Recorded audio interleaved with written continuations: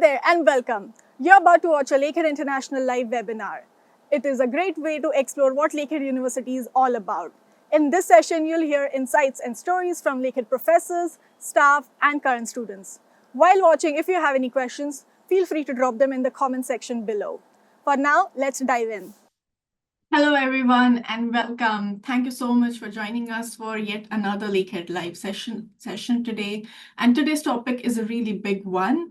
We are diving into everything that you need to know about your Canadian student visa and also how to make this process much smooth.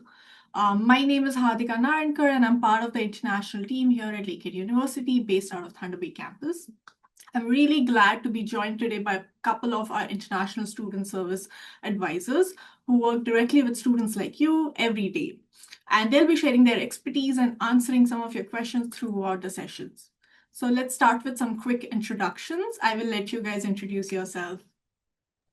Thank you, Hardika. Hi, everyone. My name is Chindy Thompson. I am one of the international student advisors here in the Lakehead University Thunder Bay campus. I'm also IRCC, which means I'm authorized and licensed to provide you advice and support, basically to anyone who is interested in coming and settling in Canada. We have a great team of advisors here to support you during your time here at Lakehead University. Together with our team, we'll be here for you from the beginning of your journey, like we are doing it today, until your graduation day. I look forward to seeing you soon. Thanks for joining us. I'll pass it to Sukhjeet for introduction. Thanks, Jintu. Hello, everyone. My name is Sukhjeet Singh. I'm also one of the international student advisors here at Thunder Bay campus of Lakehead University. I'm a regulated international student immigration advisor, which means I'm licensed to provide advice on various immigration related topics. I'm originally from India and moved to Canada in 2021 as an international student. I've personally gone through the process of obtaining my PGWP and permanent residency, so I understand many of the experiences and challenges international students face. We are here to support you at every step of your journey as an international student. And I'm really excited to see you all today, and we are looking forward to welcoming you to campus in the near future. Thank you so much, Jintu and Sukhjeet. Just to recap for everyone, both of our student advisors are licensed immigration advisors, which means that they are officially authorized to guide you through your study permit and also visa process. So having them on your side is one of the many ways Lakehead supports you every step of the way from your application to your arrival in Canada. So with that, let's just begin our today's session. All right. So let's take a quick look at what we'll be covering today. So we'll be covering what a Canadian study permit is and when you should apply, how your Lakehead admission status affects your next steps, the documents that you'll require, including biometrics and medical exams, and also what to know if you're doing co-op or plan to work while studying. We'll also be talking about processing times and what to do if you're bringing some family members with you. So we have got a lot of ground to cover, so let's just dive right in. So what is a study permit? A study permit is an official document issued by the Government of Canada that allows you to study at a designated learning institution, which Lakehead University is. If you're an international student, you will need to apply for this before traveling to Canada. So once your application is approved, you'll be cleared to begin your studies at Lakehead. Now, one of the biggest questions is when should you apply for your study permit, or when should you start the process? So you can only start your study permit application after Lakehead has reviewed your application and has given you an admission decision. So when that happens, your admission status will change from one of the followings. So it could be admitted unconditional, which means that you have met all the requirements and your offer is final. That it could also be admitted conditional. That means that you have been accepted, but you still need to meet certain conditions, maybe submitting some final transcripts or English test results or proof of degree completion. So here's the key point: whether your offer is conditional or unconditional, you can use either one to start your study permit application. Now, if your status says that it's incomplete, that means that something's missing from your file and you'll need to upload the required documents before moving forward. The status pending review means that everything has been submitted, but admissions hasn't made a decision yet. And if your status says refused, so that unfortunately means that your application did not meet the requirements at this time. So in case your application is incomplete, pending, or refused, you cannot apply for a study permit, and you have to make sure to work with the admissions team to resolve it first. And you do not have to panic if you get a refusal, because sometimes it's something simple like a missing document or an eligibility issue that you can fix yourself once you reach out to the admissions team. So once all that is sorted, you can be able to reapply. So always check with our admissions office to confirm your options. Once you're officially admitted, here's what you'll need to apply for your study permit, which is a valid passport, your official letter of acceptance from Lakehead, your proof of financial support to show that you can cover your tuition and any kind of living expenses. Also, a provincial attestation letter, which is a PAL. This is now required for most of the applicants. Any kind of supporting documents specific to your country. And in some cases, you may also need biometrics, which is fingerprints and a photo, and also a medical exam, especially if you're from a designated country or if your program requires that. Now, talking about the graduate applicants, the same rules apply. You can only apply for your study permit after you have been officially admitted, and you'll also need the PAL before you proceed. I will let Jintu cover the slide, which will talk about if you're already in Canada, what to do. Yeah, thanks, Hardiga. So if you're already in Canada, we'll talk about the scenarios that will be applicable for you. So if you're a student in Canada, means you are continuing your studies right now here at another institution, then that means you have a study permit already here in Canada, but for a different institution. So what you will need to do is, before you can start your studies here at Lakehead, as soon as you receive your offer letter and PAL, you need to apply for a new study permit inside of Canada. So you're eligible to apply for a study permit inside of Canada. So you must have the study permit approved before you can start your studies at Lakehead.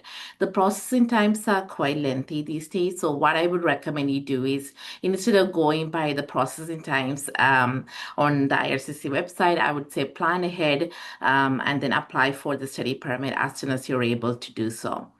If you're a visitor in Canada, you are required to submit an outside Canada application. So even if you are inside Canada, visiting Canada right now, or if you have a visitor record right now, you will need to submit that application as if you're outside of Canada. The application documents and everything required is different than an inside Canada application.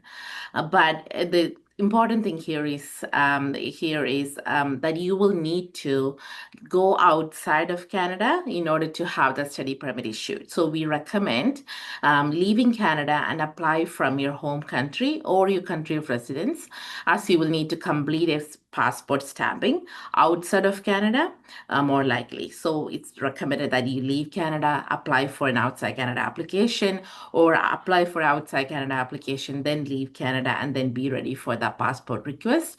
Then submit the documents at the right time, and then come back to Canada, obtain your study permit upon re-entering Canada. So that is how that's going to work for you.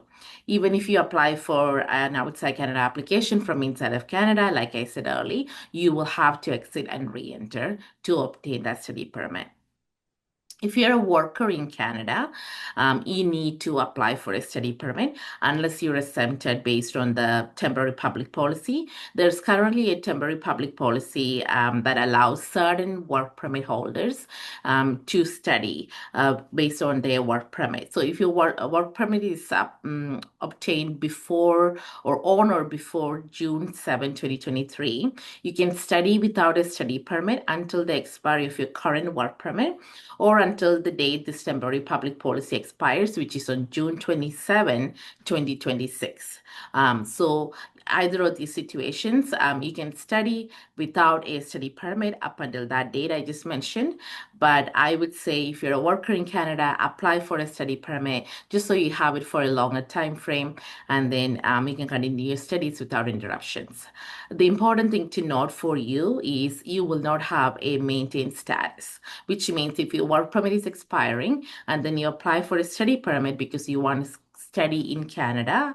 But if your work permit expires and then your study permit is still in progress, you will not have the maintenance status.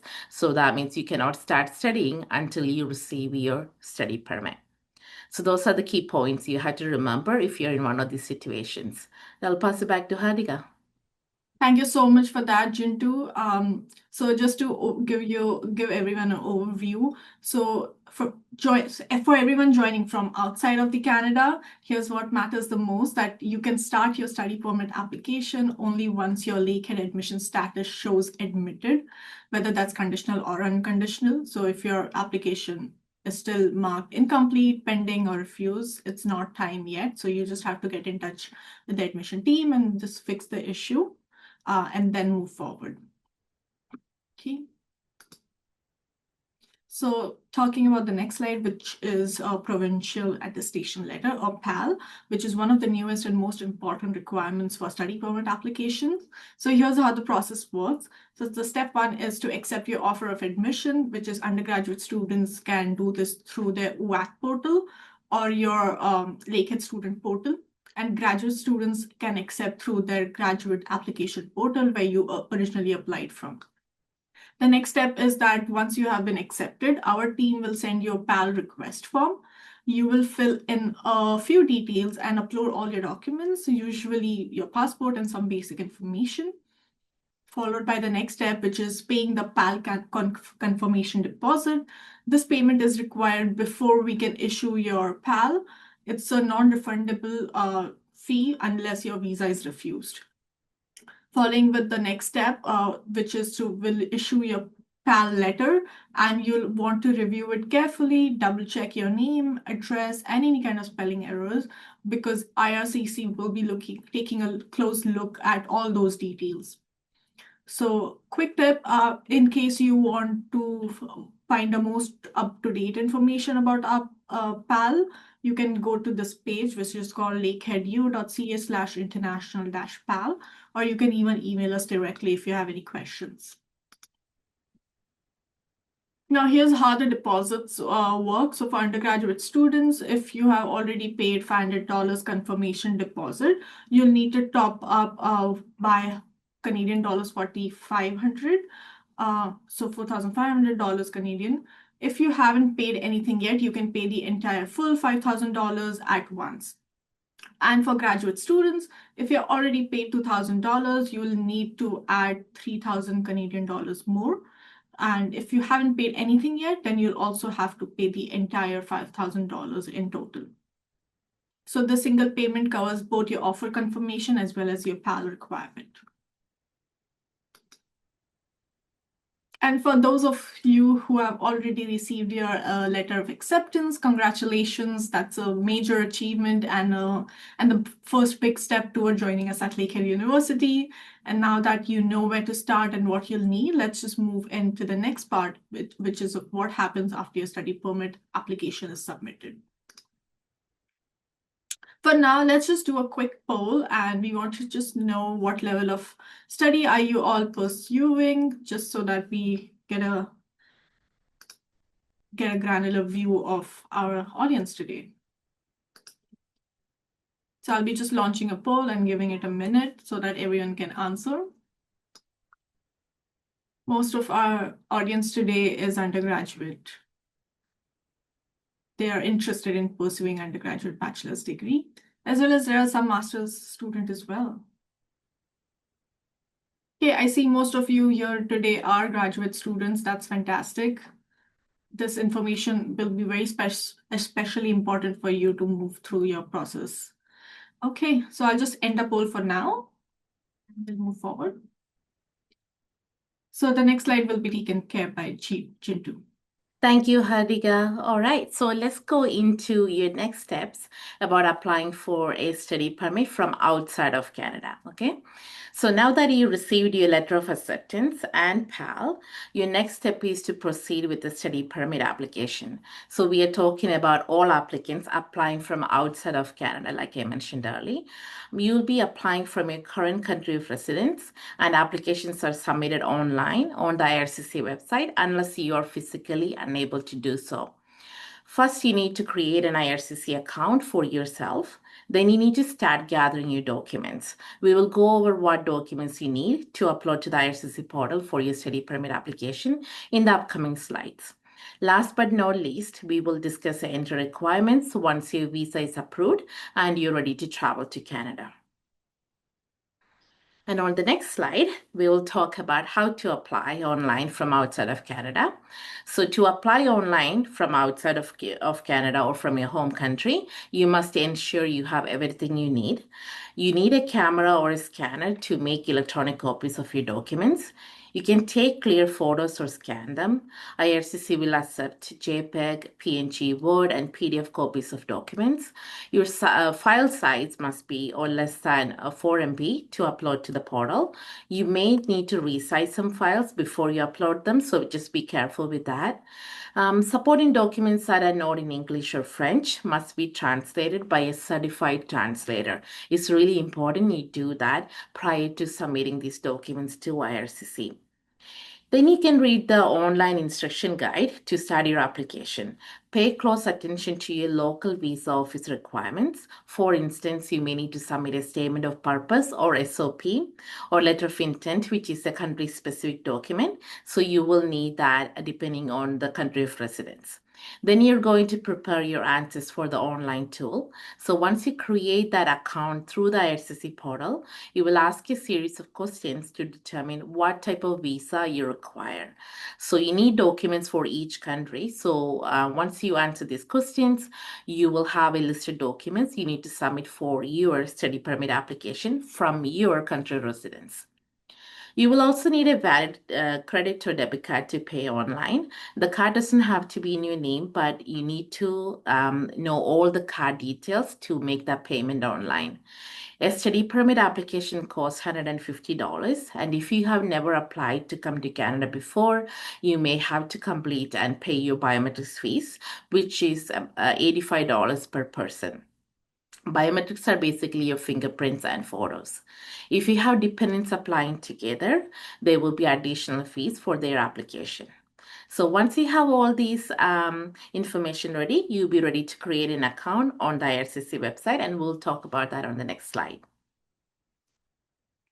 So if this is your first time you're using the IRCC portal, you will be asked to provide an email and you will receive a code to sign up for the GCKey account.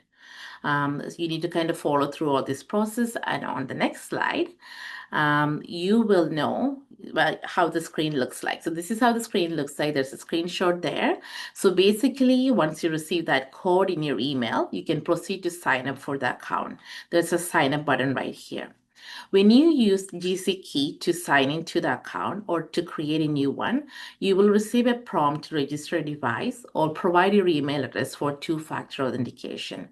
I would recommend you use that email to receive the code just so it's accessible for you wherever you are in the world. You also want to make sure you save your recovery codes when setting up your account. It will prompt you for that. Just make sure you save it accordingly. And to create your own GCKey, just click the sign up button on the far right hand side, like you can see right here. Please make sure you make a note of your username and password and all your security questions and answers. If you're using an agent, be sure to ask them to share that information with you so you can access it on your own later on. If they're not creating an account for you and if they are submitting your application on behalf of you in the portal, they won't be able to do that for you, but that's okay. We can always create a new GCKey once you're here in Canada and when you're doing an application, study permit extension or work permit application. You can keep creating GCKeys even if you forget your previous passwords and stuff like that. But we can always help you with that. Because this is the main account. This is GCKey account. It's the account you're going to use basically to submit your future immigration applications, such as your study permit extensions, visas, your post-graduation work permit application, and then some of the PR stuff as well. So it's really important that you make note of that username and password. And like I said, if you forget it, if you don't have access to it, that's okay. We can always create a new one once you're here in Canada. So we will go over the documents now. So these are the documents that you will need to get started, and we'll explain them further in the following few slides. So your letter of acceptance from Lakehead University is your proof of admission. You will also need proof of financial support or funds. You will also need a proof of identity, which is passport. You will also need your PAL, the provincial attestation letter, and there will also be some country-specific documents you will need for your application. So for your letter of acceptance, as we mentioned in the previous slides, it is either sent to you from the Graduate Studies Admissions Office, or you can download it through your MyInfo account. You cannot submit a study visa application without obtaining this first. We receive some questions from students at times about this, but you cannot even start that process without having your letter of acceptance. So get that done first, get that offer first, and then continue with the rest of the application process. Your offer letter, just like on the screen there, will have some of your information. So you will have your detailed information, including the program details and length. So if you have any questions regarding the admission process or the letter of acceptance, like Hardiga mentioned earlier, you will want to contact our admissions team directly. Just make sure you keep a note of this, their email and phone numbers on the screen there. Keep a note of that and connect with them directly if you have any questions about this process. So for the proof of financial support, you must demonstrate that you have sufficient funds without working in Canada to cover your tuition fees, living expenses, and transportation for you and your accompanying family members. So you must provide your first year tuition fee receipt and a minimum of $22,895 for a single applicant. Okay, so if you're a single applicant, you do not have any family coming with you, that's a minimum requirement you need to meet for the living expenses. Again, this is just minimum. I wouldn't recommend you submit an application with the minimum requirements, okay, because you're kind of putting your application at risk at that point. There will be additional funds requirement if you have your family members accompanying with you to Canada. You can find the estimated tuition fees using our cost estimator tool on our website. Just go to our website and then you'll be able to find that. Our undergraduate students typically have 2 semesters in a year, and the graduate students, you have 3 semesters per academic year. So just make sure you make the payments correct before and then get that tuition fee receipt when you submit that application. And on the next slide, for the proof of financial support, you can include your tuition fee receipt, your PAL deposits, and any down payment you made for the residence. You can combine all these documents. You can also log into your MyInfo, download the current statement of account, and include that with your application. So any payments you paid to the university will be there, and then you can download that information.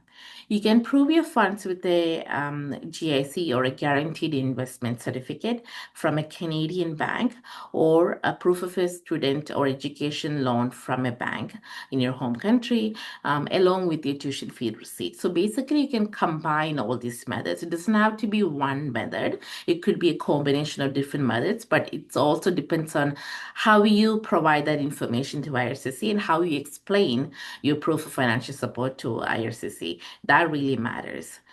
For example, if you have a sponsor, you must provide a letter from your sponsor confirming the sponsorship and supporting documents for proof of financial support.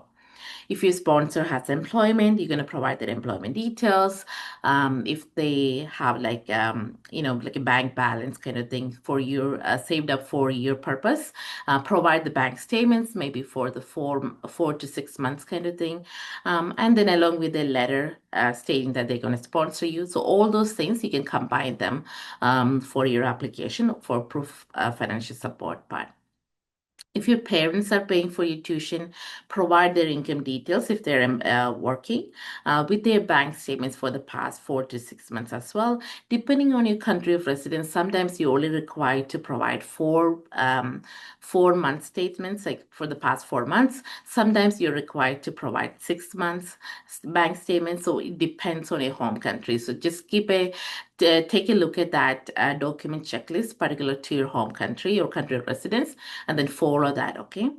If you have a scholarship or participating in a funded program, you must provide documentation confirming your funding with your application. So if you have a scholarship from the university, you'll be notified of that. So make sure you provide that document.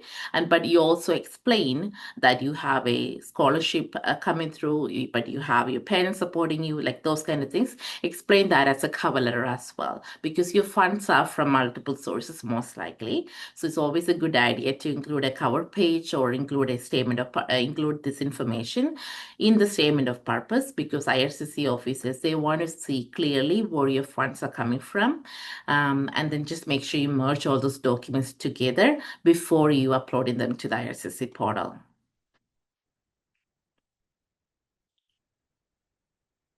And for the proof of identity, so we'll talk a little bit more about this. You need your proof of identity, which is your passport, in almost all cases. So please make sure your passport doesn't expire soon. For example, if you're planning to come to Canada for a 4-year program, I would say have your passport valid for more than 4 years, just so you have enough time to apply for your studies and then apply for your post-graduation work permit. You know, like a 10-year passport validity would be wonderful. But at least just make sure your passport is valid for more than 6 months. Like I said, ideally a few years until you complete your studies.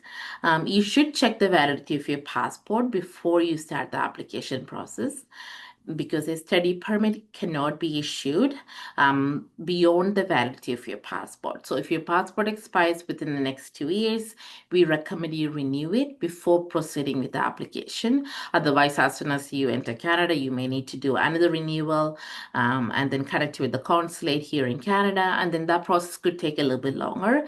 Most of the time, it's a little bit easier to complete that renewal process in your home country. So I would recommend you do that before you come to Canada. And then for the PAL, so another document you will need is a provincial attestation letter, or PAL. You probably know this by now. But for this process, you need to accept your offer of admission and pay your confirmation deposit. You need to complete the PAL request form, and when approved, you need to pay your PAL confirmation deposit, and after that, you will receive a provincial attestation letter. It's going to be taking a few days kind of thing, so just make sure you do all these steps ahead of time and prepare ahead of time, so that way your application submission is not delayed. If your application is refused, you will need to obtain a new PAL. It's really important you do that. And then you need to request a new PAL from our team. Your PAL needs to be valid at the time of your study permit application. So that's really important. So your if your initial study permit was refused, you're reapplying, make sure you obtain that new PAL and then submit that with your application. There are changes coming in 2026 for PAL. So starting 2026, like January 2026, master's students or graduate students or PhD students, they are not required a PAL. That's just the newest announcement. It just came out. So those kind of things will apply starting January 2026, and our team will keep all of you updated on that as well. And then I believe I pass it to Sukhjit for the next few slides. Thanks. Thank you so much, Jintu. Okay, so before we proceed, just a quick reminder. If you have any questions, please use Q&A section to post your questions, and we will make sure to answer all of them in the end. Okay, so let's continue. So applications made outside of Canada are assessed by the visa offices outside of Canada. So each country has their own requirements in addition to the documents we just explained. On the IRCC website, you can find the application package that is specific to your country. From the drop-down menu, you will select where you are applying from outside of Canada, then select the country of residence, and after this, you will get a document like this as you can see on the screen. So you will have the document checklist and visa office instructions guide, which can be downloaded.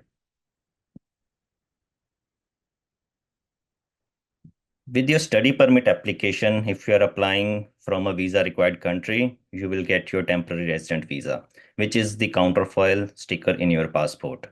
You will receive a passport request, also called PPR, to submit your passport for visa stamping if your application is approved. You will have 30 days from receiving this letter to submit your passport for stamping. Your visa is the travel document which you need to enter Canada. If you are from a visa exempt country, you may need an ETA, that's electronic travel authorization. The ETA is usually valid until the expiry of your passport. If IRCC approves your study permit application, they will issue the ETA. You do not need to apply for it in most cases.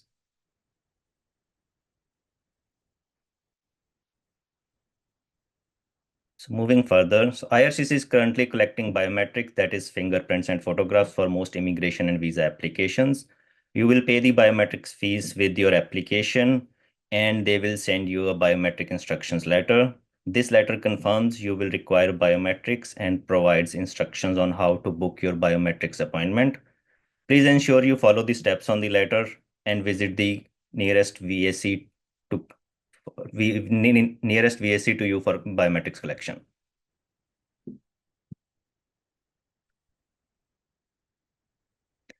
A medical exam could also be required depending on your country of citizenship and program of study.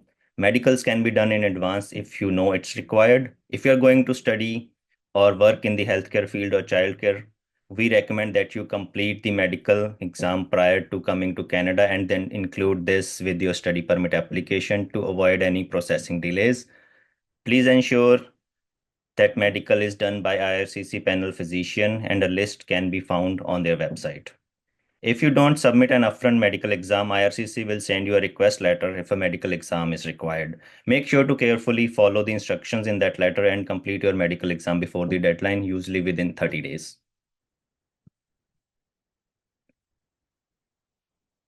Co-ops are work integrated learning that may be part of your degree studies and for some may be a mandatory component of your program. Co-op positions are approved after you complete your first year or first 2 semesters. This all depends on your specific program. Our department will hold workshops on campus and over Zoom to assist any students that need to apply for the co-op work permit. You can also schedule one-on-one meetings with us for any help with your applications.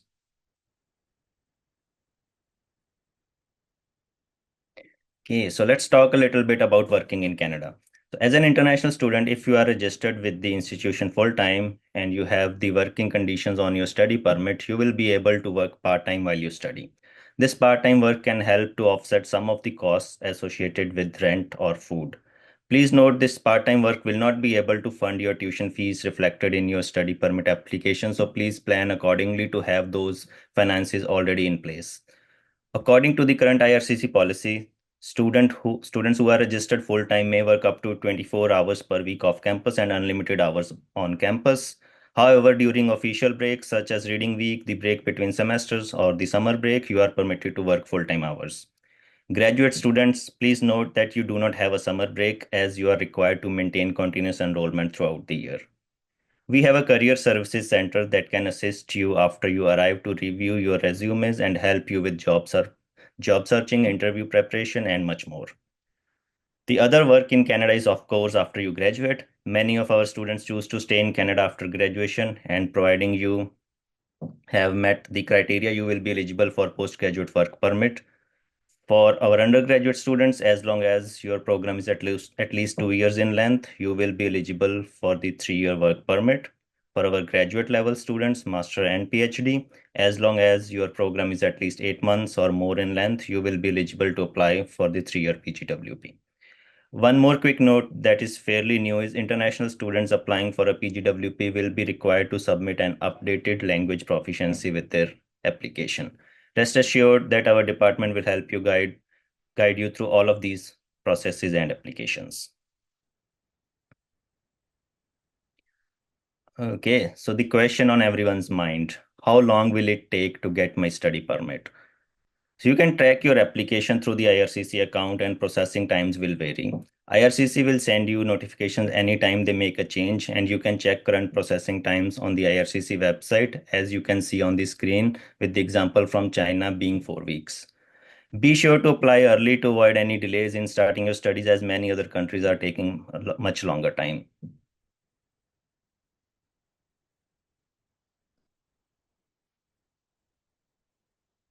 Okay, so if once a decision is made on your application, if your application is approved, you will be asked to send your passport for stamping. An approval message will be sent in the GCKey account. Read and follow the instruction and please send your passport for stamping by the deadline given in the letter.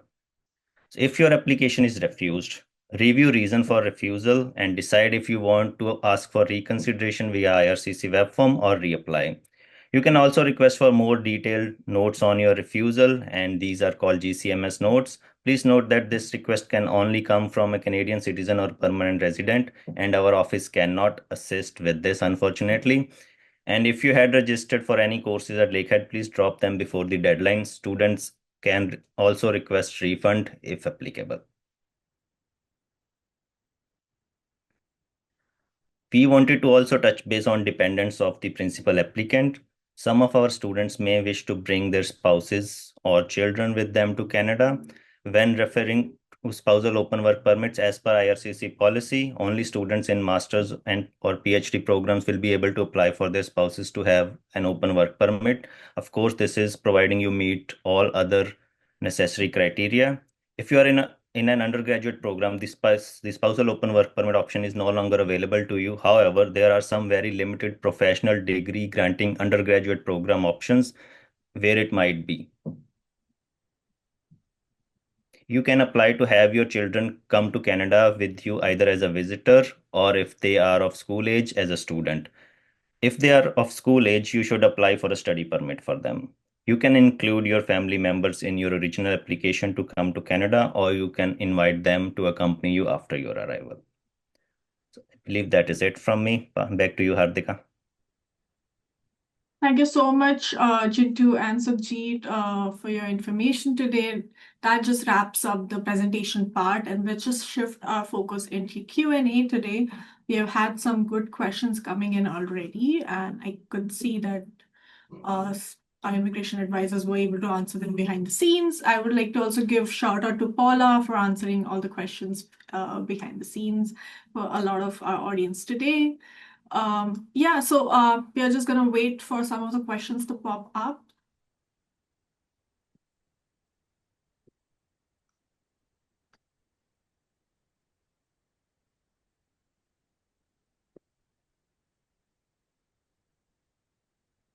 Thanks, Paula. I think you have answered all of the questions so far. Yes. Well, while we are waiting, I'll give you a tip. Well, we already covered this, but I'll say if you are applying to come to Canada, like in January, unless your process time from the country of residence is really, really short, we don't know. We really don't know if there's enough time for you to arrive in Canada. So you may want to kind of consider deferring or looking into, connecting with the international admissions team to see if we can come into like another semester, because this is now November and then January we start our new the winter intake. But most of our students, I understand, most of you are planning to come in spring, summer, or later in the fall 2026. So you probably will have enough time, but just make sure you plan ahead, prepare everything ahead, and then submit the documents to IRCC. After you proofread it, after you go through every single document you're submitting, just make sure you check everything. Do not miss something, because it could delay the process, right? Because sometimes we have students who so excited to come to Canada, they got everything ready, but they miss one document or they renamed it differently and then they upload the wrong document. All of a sudden they got a refusal. All these scenarios will come into play, and then you don't have much time to waste either. So just make sure you prepare and plan ahead for that. And like I mentioned earlier, instead of relying on that IRCC processing time, I mean, you can use that as a tool to identify, how long is it taking for a general application. But do not go by that. Always suspect it will take longer than that, and then submit that application ahead of time, just so your process to come to Canada, study as a student, obtaining that study permit, all those things are a little bit smoother and stress-free for you. I thought I'll just share that with you because we often get these kind of concerns from students. Thank you Thanks, so much, Jintu, one for question that. in the chat from Rasta. Thank you, Rasta, for that question. It's a very good question. When do we need to submit our medical reports? So if you are coming in a healthcare program, or if you are going to work in healthcare or child in childcare, we recommend that you submit an upfront medical exam along with other supporting documents. Or if you have lived in a designated country for more than 6 months in last 1 year, you will need a medical exam. So I will just put a link in the chat. You can find here the list of the designated countries. And if you don't go for an upfront medical exam, and if IRCC feels that you need a medical exam, they will reach out to you. They will send you an instructions letter how to get your medical. So make sure you follow the deadlines and instructions in that letter. Yeah, and that IME list was just updated a couple of days ago. So take a look at that. And like Sukhjit said, I want to reiterate that even if you're not from a country that's a medical is required for your country of residence, I would still say get that medical done if your intention is to work in any of those fields like health sectors, lab, or education, any of those things you will need that medical later on as well. So just get that medical done, and the medical is valid for 1 year from the time you obtain it. And please ensure that it is done by an IRCC panel physician doctor. So I will just put that link in the chat again.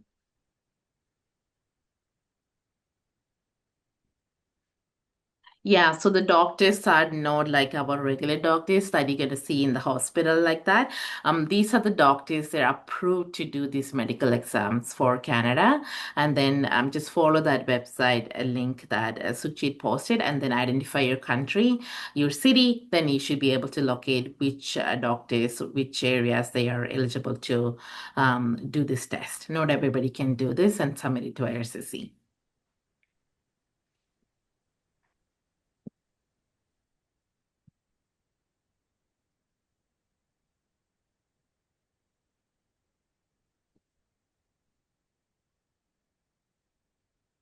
So if you have any more questions, now is the time. Please go ahead and post your questions. We have got one question, Sukhjit. So click on that link in that I just put in the chat. So select your country of residence and you will get a list of doctors you can reach out to you. Or if there is no one available in your country, you might have to visit nearby country, or but you will get a list using that link where you can go for your medical exam.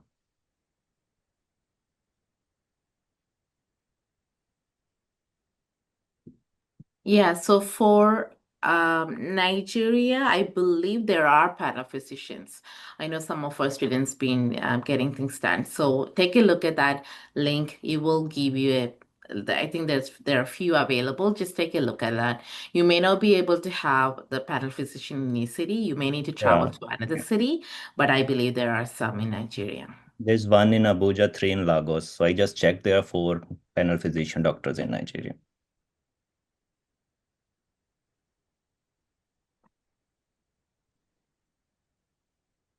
Perfect. I think that's just about us for today in terms of the questions. So that just brings us to the end of today's session. Thank you so much for joining, and a big thank you to our immigration advisors for their guidance. Remember, our international student services team is here to support you throughout the entire process, from admission to arrival and also beyond. So thanks again, everyone. We wish you all the best with your applications, and we hope to see you at Lakehead soon. Bye-bye. Thanks for watching. If you have any questions, feel free to drop them in the comment section below. You can connect with us on social media. You can find us at Lakehead International on Facebook, Instagram, and YouTube. We hope to see you in our next live webinar. Bye for now.